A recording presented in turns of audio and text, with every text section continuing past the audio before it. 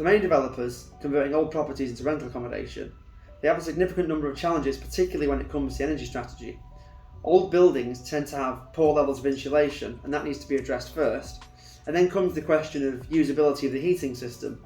Things like, should we go for heat pumps, gas boilers, or just simple direct electric? All of these will have an impact on the EPC and the usability of the properties.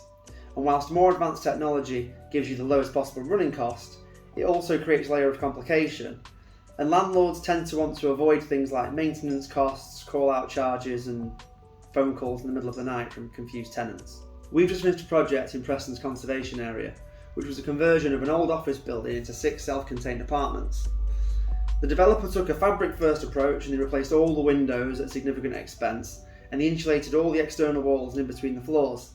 And that meant that they could go for a very high efficiency heating system, albeit direct electric. They went for the electric ThermaSkirt, and they combined that with hot water cylinders for the hot water strategy. And that really was for simplicity and reliability and low maintenance. I caught up with one of the top blokes from Friday Club Developments to discuss some of the challenges with this particular project, how their target market affected the internal specification, and how they tend to go for quality over quantity when it comes to their renovation projects.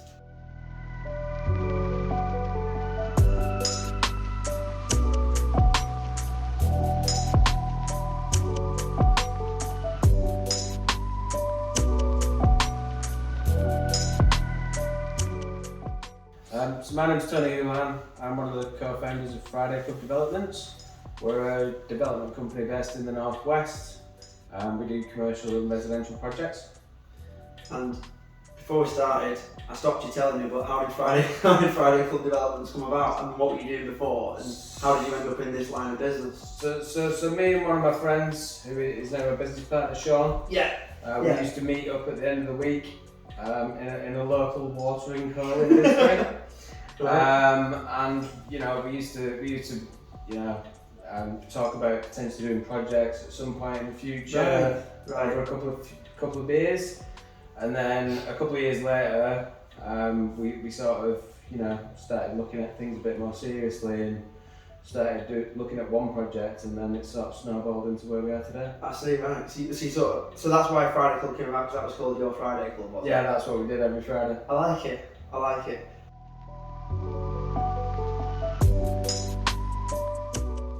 This building actually was a solicitor's office. Right, I was going to ask you about So it was all self-contained offices. Right. It was like a little rabbit warren inside. I see. So this is 5 to 7 Cannon Street, and basically there's 2 sort of ledges to the building. Right. And that's why there's 3 doors on the outside, because there's a number 5, a number 6 and a number 7. Okay. And we picked it up now planning for 15 studios. Okay. But we didn't really like the design that had been done by the previous guys. We knew that it would get conversion to residential, but we wanted to make bigger spaces, better spaces for people to live. Did it have planning on it when you bought it then? Yeah, I had planning for the 15 studios, but Cannon Street's actually in Winkley Square Conservation Area. Yeah. So as we wanted to change the number of units, we needed another full planning application. Oh really? Yeah. I thought they would be quite open to you changing it from 15 studios to something a bit more. So when we spoke to the planning guys and the council, they were very receptive to what we were doing, but unfortunately we are tied by the policy and the rules. Right. Because it's conservation officer, it was a full app. So we actually, we went back to square one. We had to start from scratch almost, yeah.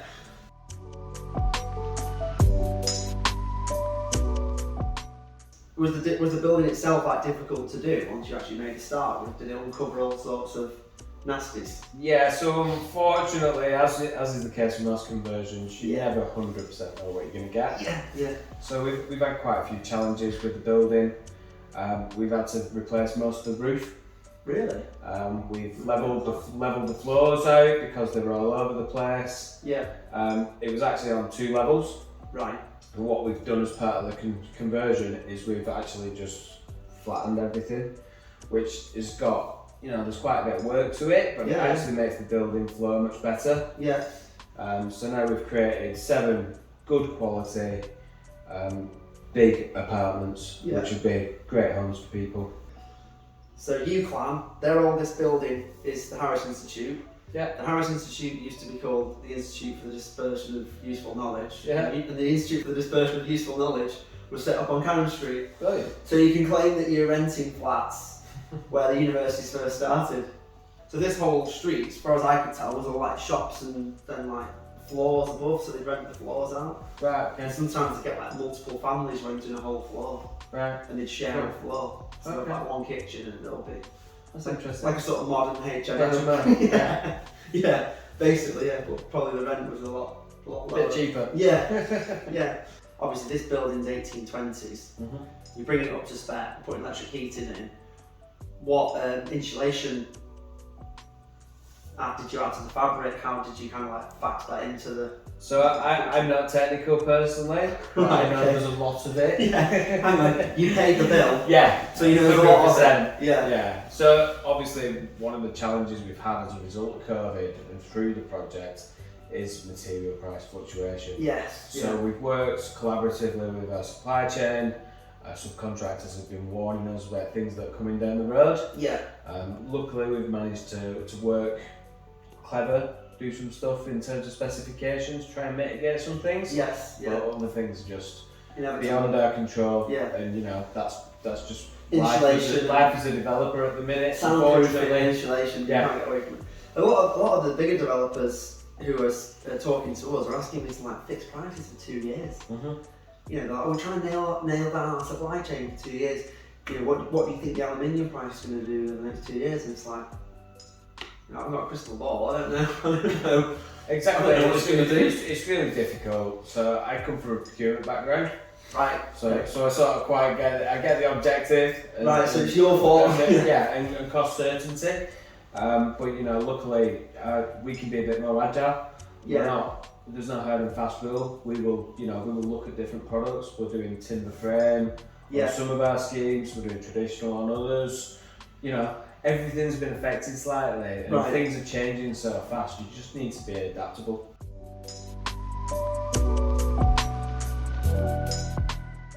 I mean, I mentioned the university nearby. Presumably, these are kind of targeted at that kind of demographic, is it? Yeah, so it's really sort of young professionals. Yeah. You know, there's a great student population in Preston. Yeah. UCLan have obviously invested massively over the last few years. One of the reasons we like Preston so much is what the council have done in terms of regeneration. Yes, yeah. They've really gone to town. They've done some really cool stuff, and they're actually quite welcoming to SME developers. Whereas some of the other cities that we've worked in, shall we say, aren't quite as easy to work with. Yeah, I bet when you walked up the street, you thought it's a killer, really. Because when we first walked up it, I was like, wow, this is really nice. So how did that sort of like steer the specification then? Because obviously you're renting the flats furnished, and you know the kitchen's pretty modern and the bathroom's pretty modern and things like that. Yeah. So how did that sort of steer the spec, and what did you sort of want out of the properties? So in terms of our developments, when we're looking at what we're doing in terms of projects, we'll assess the local market, see what's missing, what people are actually demanding in terms of what the end users want. Yeah. Preston's got a lot of development going on, some really nice stuff going on. People like the heating group are bringing forward quite big buildings. There's other smaller developers that are doing conversions in and around. Some of the conversions that have been done in the city haven't been sort of the best. Right. You sound like being polite there, what do you mean? So some of the conversions we've looked at as part of our market research, they're quite small spaces.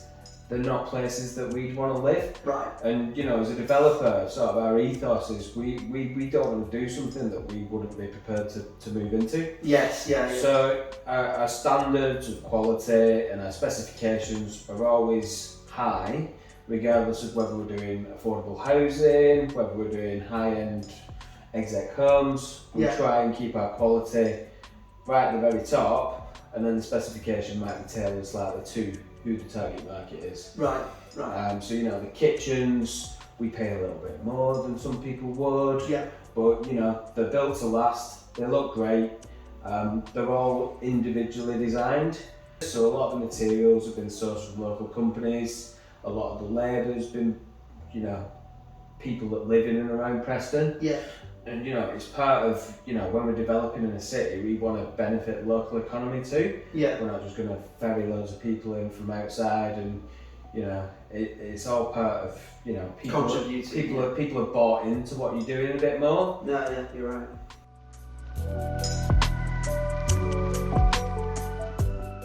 We knew when we set out that we needed to find a product that wasn't gas. Mm-hmm. But we wanted to be ahead of the curve in terms of not doing it because we've been forced to. Yeah. We knew it was coming. Yeah. We thought ahead. We worked closely with a M&E consultancy. Yeah.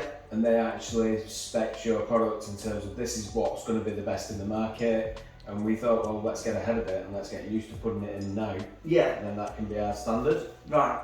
And it's going to be, are you sort of pushing to use electric heating on all of the schemes, or have we got other strategies going forward? Pretty much, this is sort of our spec now. A lot of the projects that we're getting involved with now, they're either for rent, so they're thinking, well, I don't want a panel heater coming off the wall, or I don't want people drying their clothes on it, burning it out, whatever. So they're thinking about like the churn rate on all the fixtures and fittings, and that's sort of starting to apply to the heating, which I think is why, for our business, it's growing quite quickly in that realm where it's like PRS schemes, and also things like HMOs, and even housing association properties, where the housing association is they're thinking about the energy strategy, so they're also thinking, how do we make the properties more affordable to run? Yeah. So they're willing to invest a little bit more in the heating system to make sure that they've got something that's more efficient. And start thinking, what's the property going to be like after someone's basically abused it for 12 months? For 12 months, yeah. Let's be honest, even the best will in the world, the best tenants in the world, it's not theirs. They're not necessarily going to treat it just like it's theirs. Exactly. And I've got 2 young kids, so the best will in the world, that house is going to need regular painting and decorating. Yeah. And although these specific developments are family orientated, you can see that there's not a huge amount of space to put radiators. It takes up space. No. You're probably going to end up with furniture in front of it. So it's not. By the time you've got like a dining table, 2 chairs, you've got a sofa, you've got the TV over here. Yeah. Like I say, there's not many places. You're not going to put it behind the door. Exactly.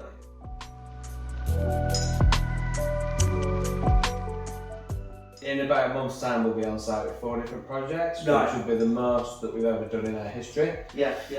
So we've only been going for 4 years.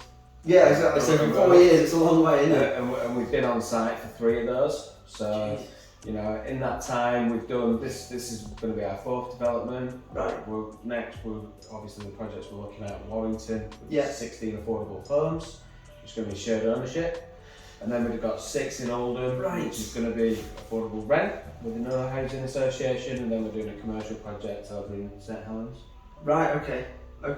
So you're starting to work with housing associations then now? Yes. Right, okay. Are you building for them, or are you developing your own land and then they're sort of taking it off you? So we're working in partnership with 2 different housing associations. Okay. We're basically delivering it with them. So they will sort of retain the properties, and they will either keep them and rent them out to families that need them, or, for example, the tourist scheme is a shared ownership scheme, so they will sell a proportion of the buildings and then retain the rest of it. Got you. So the sites that are coming up that you've got then, what is on the horizon then next? You're talking about different building methods. You've got some new build and some refurb coming up. Yeah, so the majority of the projects this year are actually new build. We've got 16 new build houses in Warrington. Yeah.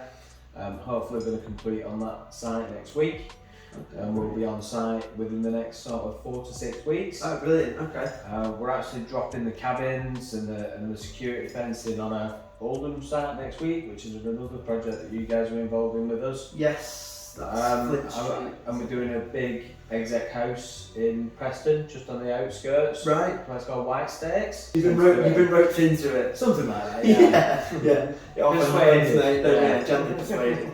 No, fair enough. So are these sites kind of like investor driven? You know, is it like self-funded, are they investor funded? Like, how do you sort of get them off the ground? Because finding the plot is one thing, but turning them into a finished article takes a lot of cash. It does indeed, yeah. So we use it dependent. It's very scheme dependent. Of course, yeah. Again, we're quite agile in terms of who we use. We try and use the best people for the job. Yeah. Preston, this specific site has been very challenging from a finance perspective, just because of a number of things that happened throughout the process. Yeah. We actually agreed a deal with an investor who then changed their mind halfway through the project, which left us in a very challenging situation. Yeah, I bet. That's a polite. You've been very polite today, so put you in a challenging position where he left you without the power. Basically, yes. I think That's the real version, yeah. But you know that's the thing, and you know, as part of the lessons learned from this project, we get to know our investors very, very well. Of course, yeah. And we tend to want to deal with people that are investing in property day in, day out. Right. If someone's doing it as a side project because they've built up a bit of cash in the background, it's not a hobby then. They don't know the ins and outs. They don't know how long planning takes. Yeah. They don't understand that all the different challenges they've got. Particularly with conversion, you're always going to run into something, aren't you? You're going to lift up a floorboard and go, oh god. There's only so many contingencies you can put in a project before, you know, you'd never do anything. If you put in a contingency for everything, you just wouldn't get any projects. It's twice the price, wouldn't it? Exactly. Twice the money. And you're just going to price yourself out. So the market's challenging in terms of finding the deals. Yeah. It's also a difficult market to deliver the deals. Yeah. So and you've got to get a return on investment. You've got to get like, you know, a yield out of the properties, haven't you? Yeah. Which means you've got to set the rent rate at a certain point, and you've got to then build them to a certain price to justify that rent rate with the quality of the build and so on. It's a bit of a juggling act, isn't it, really? It is, yeah. Luckily on this building specifically, we've done quite well in terms of achieving the target rents that we set out to do. So we try and be relatively conservative with our forecast. Yeah. But we've smashed them on this occasion. Right, happy days. So the investors are happy. You're happy. Yes. Everyone's a winner. Yes. I like it. You've answered everything that I could think of. So I guess I just say thanks very much, mate. Thanks for the business. Yeah, thanks very much. Cheers, guys. Pleasure working. Thank you. Working with you in the future.